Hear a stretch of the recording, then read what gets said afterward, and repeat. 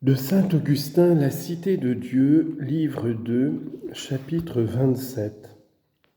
Quelle funeste influence ont exercé sur les mœurs publiques les jeux obscènes que les Romains consacraient à leurs dieux pour les apaiser. Un grave personnage et qui se piquait de philosophie, Cicéron, sur le point d'être édile, criait à qui voulait l'entendre qu'entre autres devoirs de sa magistrature, il avait à apaiser la déesse Flore par des jeux solennels. Or ces jeux marquaient d'autant plus de dévotion qu'ils étaient plus obscènes. Il dit ailleurs, et alors il était consul, et la République courait le plus grand danger, que l'on avait célébré des jeux pendant 10 jours, et que rien n'avait été négligé pour apaiser les dieux. Comme s'il n'eût pas mieux valu irriter de tels dieux par la tempérance que les apaiser par la luxure et provoquer même leur inimitié par la pudeur que leur agréait. En effet, les partisans de Catilina ne pouvaient, si cruels qu'ils fussent, causer autant de mal aux Romains que leur en faisaient les dieux en leur imposant ces jeux sacrilèges. Pour détourner le dommage dont l'ennemi menaçait les corps, on recourait à des moyens mortellement pernicieux pour les âmes, et les dieux ne consentaient à se porter au secours des murailles de Rome qu'après avoir travaillé à la ruine de ses mœurs. Cependant, ces cérémonies si effrontées, si impures, si impudentes et si criminelles, ces scènes tellement immondes que l'instinctive honnêteté des Romains les porta à en mépriser les acteurs, à les exclure de toute dignité, à les chasser de la tribu, à les déclarer infâmes, ces fables scandaleuses et impies qui flattaient les dieux en les déshonorant, ces actions honteuses si elles étaient réelles et non moins honteuses si elles étaient imaginaires, tout cela composait l'enseignement public de la cité. Le peuple voyait les dieux se complaire à ces turpitudes, et il en concluait qu'il était bon non seulement de les représenter, mais aussi de les imiter, de préférence à ces prétendus préceptes de vertu qui enseignaient à si peu d'élus, supposé qu'on les enseignât, et avec tant de mystère, comme si on eût craint beaucoup plus de les voir divulgués que mal pratiqués. Chapitre 28 de la sainteté de la religion chrétienne.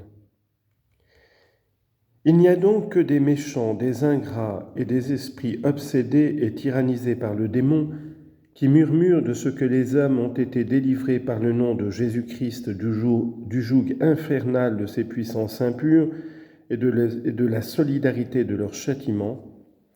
Eux seuls peuvent se plaindre de voir succéder aux ténèbres de l'erreur l'éclatante lumière de la vérité. Eux seuls ne sauraient souffrir que les peuples courent avec le zèle le plus pur vers des églises où de chastes barrières séparent les deux sexes, où l'on apprend ce qu'il faut faire pour bien vivre dans ce monde afin d'être éternellement heureux dans l'autre, et où l'Écriture sainte, cette doctrine de justice, est annoncée d'un lieu éminent en présence de tout le monde, afin que ceux qui observent ces enseignements l'entendent pour leur salut et ceux qui les violent pour leur condamnation. Que si quelques moqueurs viennent se mêler aux fidèles, ou bien leur légèreté impie tombe par un changement soudain, ou bien elle est tenue en respect par la crainte et par la honte. Là, en effet, rien d'impur ne s'offre au regard, rien de déshonnête n'est proposé en exemple. On enseigne les préceptes du vrai Dieu, on raconte ses miracles, on le loue de ses dons, on lui demande ses grâces. Chapitre 29. Exhortation aux Romains pour qu'ils rejettent le culte des dieux. Voilà la religion digne de tes désirs, race glorieuse des Romains, race des Régulus, des Scaevola, des Scipion, des Fabricius. Voilà le culte digne de toi et que tu ne peux mettre en balance avec les vanités impures et les pernicieux mensonges des démons. S'il est en ton âme un principe naturel de vertu, songe que la véritable piété peut seule le maintenir dans sa pureté et le porter à sa perfection, tandis que l'impiété le corrompt et en fait une nouvelle cause des châtiments. Choisis donc la route que tu veux suivre, afin de conquérir une gloire sans illusion et des éloges qui ne s'arrêtent pas à toi mais qui remonte jusqu'à Dieu. Tu étais jadis en possession de la gloire humaine, mais par un secret conseil de la Providence, tu n'avais pas su choisir la véritable religion. Réveille-toi, il est grand jour, fais comme quelques-uns de tes enfants, dont les souffrances pour la vraie foi sont l'honneur de l'Église, combattants intrépides, qui, en triomphant au prix de leur vie des puissances infernales, nous ont enfanté par leur sang une nouvelle patrie. C'est à cette patrie que nous te convions. Viens grossir le nombre de ses citoyens. Viens y chercher l'asile où les fautes sont véritablement effacées. N'écoute point ceux des tiens qui, dégénérés de la vertu de leur père, calomnient le Christ et les chrétiens, et leur imputent toutes les agitations de notre temps. Ce qu'il leur faut à eux, ce n'est pas le repos d'une vie douce, c'est la sécurité d'une vie mauvaise. Mais Rome n'a jamais convoité un pareil loisir, même en vue du seul bonheur de la vie présente. Or maintenant, c'est vers la vie future qu'il faut marcher. La conquête en sera plus aisée, et la victoire y sera sans illusion et sans terme. Tu n'y honoreras ni le feu de Vesta, ni la pierre du Capitole. Mais le Dieu unique et véritable, qui, ne te mesurant ni l'espace ni la durée, te donnera un empire sans fin, selon les vers de Virgile. Ne cours plus après des dieux faux et trompeurs, mais plutôt rejette-les, méprise-les, et prends ton essor vers la liberté véritable. Ces dieux ne sont pas des dieux, mais des esprits malfaisants, dont ton bonheur éternel sera le supplice.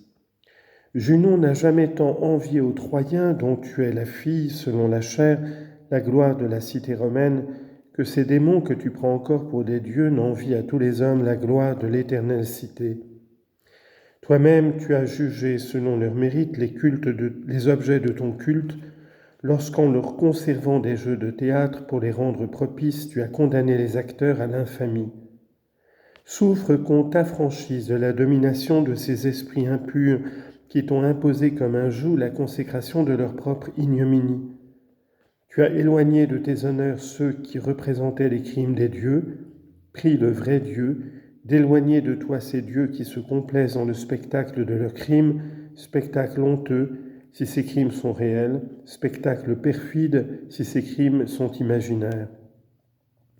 Tu as exclu spontanément de la cité les comédiens et les histrions, c'est bien, mais achève d'ouvrir les yeux et songe que la majesté divine ne saurait être honorée par tes fêtes quand la dignité humaine en est avilie. Comment peux-tu croire que des dieux qui prennent plaisir à un culte et à des jeux obscènes soient au nombre des puissances du ciel, du moment que tu refuses de mettre les acteurs de ces jeux au nombre des derniers membres de la cité? N'y a-t-il pas une cité incomparablement supérieure à toutes les autres, celle qui donne pour victoire la vérité, pour honneur la sainteté, pour paix la félicité, pour vie l'éternité? Elle ne peut compter de tels dieux parmi ses enfants, puisque tu as refusé de compter parmi les tiens de tels hommes. Si donc tu veux parvenir à cette cité bienheureuse, évite la société des démons. Elle ne peut compter de tels dieux. Ils ne peuvent être servis par d'honnêtes gens, ceux qui se laissent apaiser par des infâmes. Que la sainteté du christianisme retranche à ces dieux tes hommages, comme la sévérité du censeur retranchait à ces hommes tes dignités. Quant au bien et au maux de l'ordre charnel, c'est-à-dire au seul bien dont les méchants désirent jouir et au seul maux qu'ils ne veuillent pas supporter, nous montrerons dans le livre suivant que les démons n'en disposent pas aussi souverainement qu'on se l'imagine, et quand il serait vrai qu'ils distribuent à leur gré les vains avantages de la terre, ce ne serait pas une raison de les adorer et de perdre en les adorant les biens réels que leur malice nous envie. Fin du livre 2.